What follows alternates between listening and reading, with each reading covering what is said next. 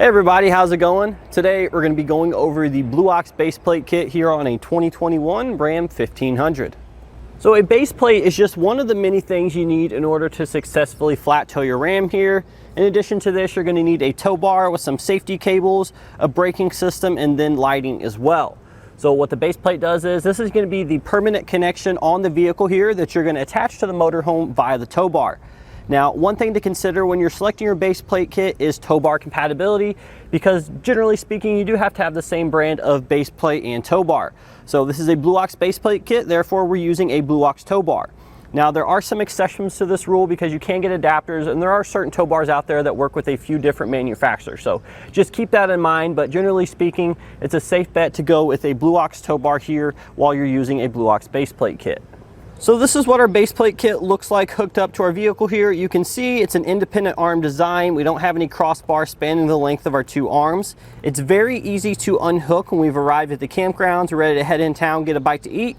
We're going to start with all of our optional additional accessories such as the electrical cable. These are usually a little bit tight to get out. Then we can work our way to the safety cables. And then finally, the actual pins here for our tow bar. This step may vary a little bit depending on what exact model you have. But this is pretty much it. This is what it's going to look like when you're driving around town, for the exception of the removable arm. You can see these actually come out when you're not using them, which is great. So everything is tucked up behind the bumper here. The only thing that extends outward is going to be our convenience link for these safety chains. And the reason for that is when we're putting on our safety chains, we don't want them super close to the bumper because then we're going to risk actually scratching the paint. So it's nice to have those extended a few inches just to make it a little bit easier to protect your bumper better. But for the most part, everything else is pretty much hidden behind the scenes here. Now, one thing I really like about this particular kit, number one, Blue Ox gives you these little plugs here that you're going to put inside the openings for the arms. When you're not using them, that's going to keep dirt and debris out of there.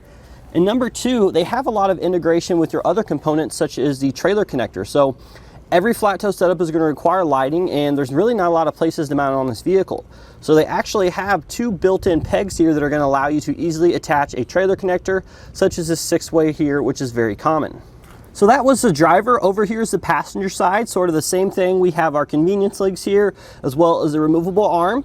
And over here, we actually have an integrated tab for our breakaway switch, because a braking system is required in every state, and all of them have these breakaway switches. So having a way to mount this to your base plate kit here is really going to make for an easier install and a more seamless finished look. Now, all of our base plate components are coated with a black powder coated finish, so we're going to be constantly banging metal parts in these, our tow bar arms, the removable arms, the safety chain hooks. There's tons of metal to metal contact there, and if we don't have a nice durable coating, it's going to wear that off over time, exposing the metal underneath, creating rust. But Blue Ox does a great job with their coating there. It should keep your base plate looking new and keep it structurally sound by resisting rust. So we showed you how to unhook. Now we'll show you how to hook it back up. It's pretty much the same thing in reverse, equally as simple. We have our removable arm here. You do have to insert these sort of at an angle here. You basically just press down until you feel this little pin depress, like so, and then you can actually rotate it in either direction to lock it in place. Once you hear that spring shut, you'll know it's locked and you're ready to go. Now we'll just simply take our tow bar arm here, line everything up as best we can. Sometimes you do fight with them a little bit. Install your pin, then you're going to hook up your safety chains, your electrical connector, everything else, and just repeat that same process on the other side, and then we're pretty much ready to hit the road. Very simple. So in regards to installation, I've installed many base plate kits, and this one really isn't too bad at all.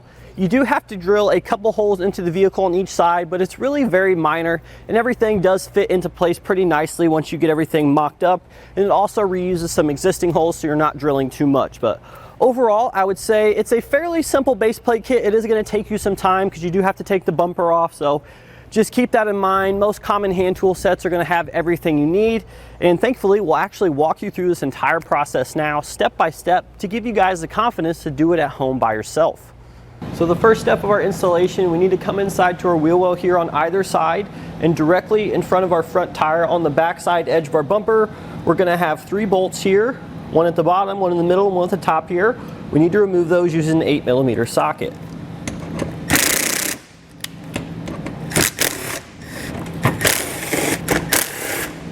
Now our next two bolts are going to be located a little bit further back here. They're actually on the inside of the tire, and they're going to be on the bottom edge of this panel in the lower right hand corner. There's two bolts there. We'll use that same 8mm socket as before.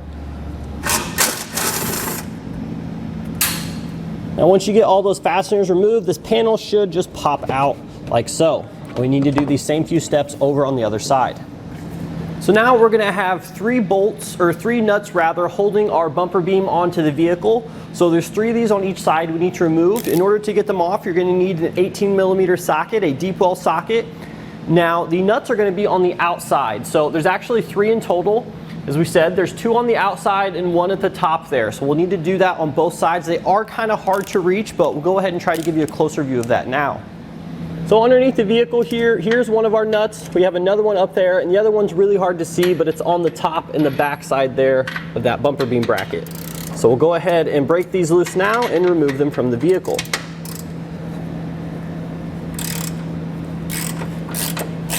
So we went ahead and got our three nuts out on this side.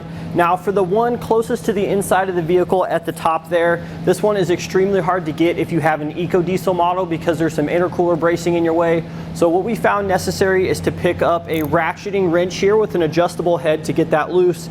I wasn't able to use any other combination of tools to get that out. So again, this is only an issue on those eco diesel models, and in which case I do recommend having an 18mm one of these for your install. So now that we have our bumper nuts off, we need to go ahead and remove our bumper. But before we do that, there's actually an electrical plug on the driver's side here in this wheel well behind that panel that we removed earlier. So we need to go ahead and remove this. Now you're going to do this by taking a flathead screwdriver, and we're going to be prying away that red locking tab. Once we've done that, we should be able to depress down and then lift up on our handle here to separate the two connectors. Just like that. Now we'll go ahead and remove our bumper beam from the vehicle here. If you have an extra set of hands, that'll make this a little bit easier, but you can still get it by yourself.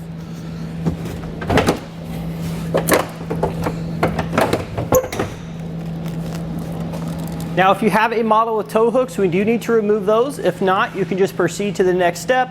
But on the models with tow hooks, there's two bolts holding it on the bottom here, one here, one here. We'll need 18 and 21mm sockets to remove these.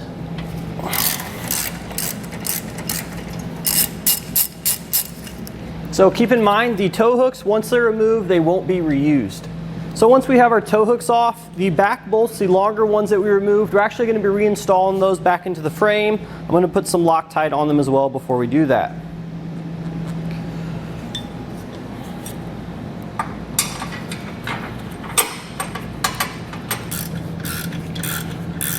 Next, we're going to grab our base plate assembly and our other tow hook bolt that we didn't reuse yet.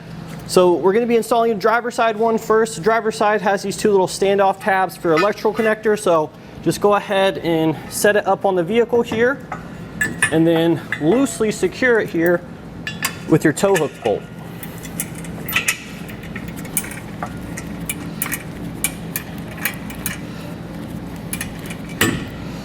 So now that we have our base plate assembly bolted up on the vehicle here, we're going to take a 1/2-inch drill bit.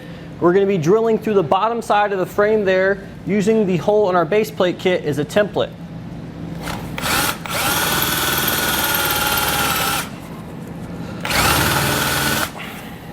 So now that we have our hole drilled, what we're going to do is we're going to take our Whiz nut here, our 1/2-inch bolt, our split lock washer. I'm going to apply some red Loctite to this bolt here.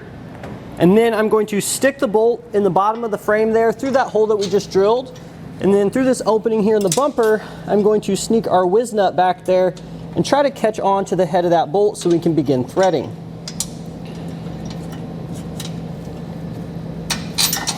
Now there is that post in the way there, so if you can't get it to start threading, you may need to bend this a little bit just so it kind of conforms around that a little bit better. So once we have that back bolt snugged up, we're actually going to be removing that front bolt that we just temporarily installed earlier, because we're going to apply some red Loctite to that and then we'll reinstall it. So next we need to drill one more hole, which is on the inside of the frame here. You can see our base plate already has a hole in there we can use as a template. So we're going to be using the same 1/2-inch drill bit that we used on the other hole.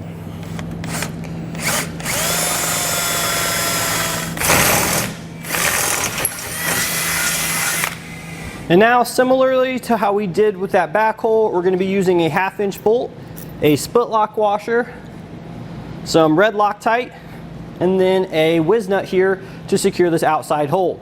Now there is a bit of a flange on the bumper beam, so you may need to bend the wire in order to get that nut to sit flush.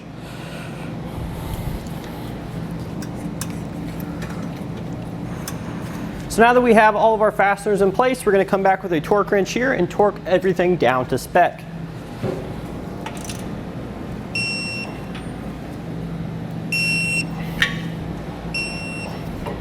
And then finally, we're going to come back in here and we're going to remove the ends of our Whiz nuts.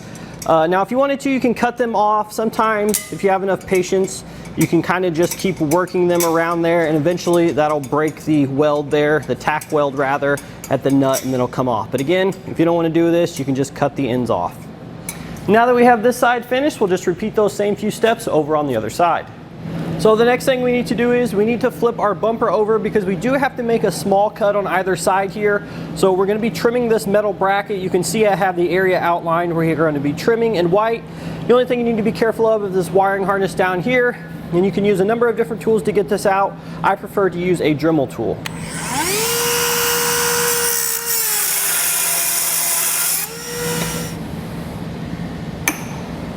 Now the next thing we're going to do is we're going to take our safety cables and our quick links, and we're going to wrap this around the frame and connect it to our base plate kit. So on the side here, you're going to get a little hole that your quick link will go through. Take one end of our safety cable. We're going to route this around the cab mount. It's pretty tight in there. And then we're going to fish it back out the other side, just like so. I'm actually going to come under this wiring harness here, and then we're going to attach both ends to our quick link cable. And once we've done that, we'll go ahead and tighten this nut here to affix everything together. So we've got this side knocked out. We're just going to go ahead and repeat those same few steps over on the passenger side. And what I like to do is I like to take an adjustable wrench and just snug up the quick link another 1/4 of a turn or so it's nice and snug. So that's pretty much it for our base plate installation. The next thing we're going to do is go ahead and throw our bumper beam back on in the reverse order that we removed it. But if you have any other flat towing components that you're going to be installing on the vehicle, such as your wiring or a breakaway system, it's a good time to do those now that the bumper's off, because it gives you a little bit more room to work up here, like with your trailer connector and your breakaway switch. And now with our bumper back on the vehicle, that's going to do it for our look and installation of the Blue Ox base plate kit here on a 2021 Ram 1500.